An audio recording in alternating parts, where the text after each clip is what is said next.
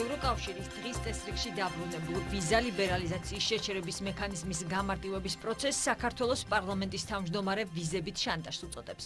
შალვა პაპუაშვილი აცხადებს, რომ ქართველი ხალხი შანტაჟს არც ამჯერად დაემორჩილება.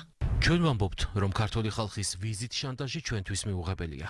რადიკალური ოპოზიცია ამბობს, რომ ქართველი ხალხის ვიზით შანტაჟი მათთვის მისაღებია. ეს არის და ეს. ამიტომ ვართ ჩვენ ხელისუფლებაში, ხოლო რადიკალური ოპოზიცია ქუჩაში. შანტაჟის ქვეშ ეროვნული საქმე არ კეთდება.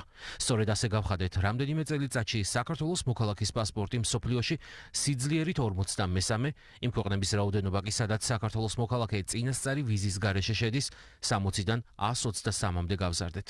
და საქართველოს მტრების გულის გასახედგად ეს ციფრი არათუ დაიკლებს, გაიზრდება. ბრიუსელში დაგეგმილ სავიზო ცვლილებებს ქართული ოპოზიცია ქართული ოცნების ქმედებებს უკავშირებს. მიიჩნევენ, რომ ხელისუფლება ევროპულ წესებს არბავს.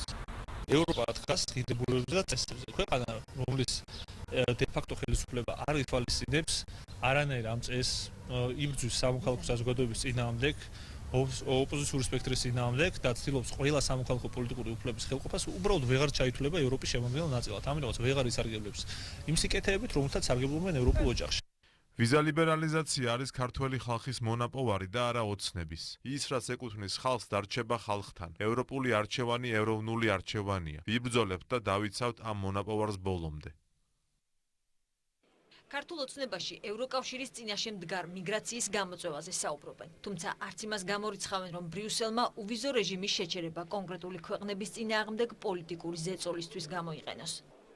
ევროპა შეშინებულია მიგრაციის გარკვეული ზრდით, სერიოზული ტალღა მიგრაციისა მიაწვა ევროპას, ეს მათ შორის მესამე ქვეყნებიდანაც ხდება. ეს იქნება პირველი, რომ გადაუსვავს ყველაფერს ხას, რასაც საერთოდ ზოგადად ევროპული ქვია, რასაც სამართლიანობა ქვია. მაგრამ ამავე დროს არც გადაწყვეტილი საკითხია ვინაიდან არა მხოლოდ უნგრეთი, არამედ სხვა ქვეყნებიც ეწინააღმდეგებიან ასეთ პოლიტიკას. ცდილობს ევროკავშირის 61 ქვეყანა დააშანტაჟოს და თუ კი რომელიმე ქვეყანა არ წავა იმ გადაწყვეტილების გზაზე, სადაც რაც ბრიუსელიდან იქნება განცხადებული, როგორ შეეცდებიან ამ პედალირების ინსტრუმენტის გამოყენებას. რომ საბჭოთა კავშირის მსგავსება ევროკავშირი, როდესაც აი ესეთ გადაწყვეტილებებს იღებს, ან ცდილობს მიიღოს, იმიტომ რომ დააშანტაჟოს ქართველი ერთადერთი მიზეზის გამო. საქართველოს არ ჩაერთო აი იმ დიდ უბედურებაში, რომელსაც საქართველოს უქადდა იმ გადაწყვეტილების აღსრულება, რაც უკრაინაში ომთან დაკავშირებით საქართველოს ჩართულობას გულისხმობს. ვიზა ლიბერალიზაციის შეჩერების მექანიზმების გამარტივება ევროკავშირმა 61 ქვეყანას დაუანოსა. უკვე ცნობილია ის კრიტერიუმებით, რომელიც შესაძლოა ამ გადაწყვეტილების საფუძველი გახდეს.